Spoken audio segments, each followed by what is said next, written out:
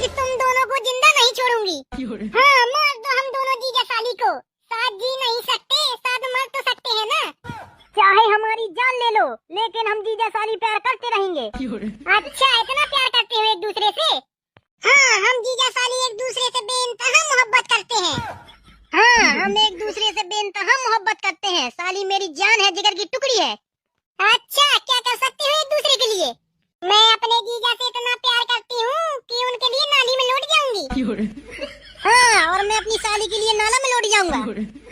अच्छा, मुझसे ज्यादा मेरी बहन पसंद आ गई, फिर मुझसे शादी क्यों की? अरे वो तो मेरी जबरदस्ती शादी हो गई। पसंद तो तुम्हारी बहन थी, पर मुझे तुमसे शादी करनी पड़ी। अच्छा, और तू बता, तुझे जीजा ही प्यार करने के लिए मिला? हाँ, जीजा तो मुझे पहली नजर में ही पसंद आ गए थे। ठीक है, तो तुम दोनों मरने के लिए तैयार हो जाओ। हाँ, तैयार है। हाँ, मारो हमें। जीते जी एक दूसरे के नहीं हो सकते, मर के तो हो सकते हैं ना। हाँ, मर के हम एक दूसरे के हो जाएंगे। मार दो हमें। मरने से पहले मैं अपने जीजा को कुछ कहना चाहती हूँ। हाँ, कह ले।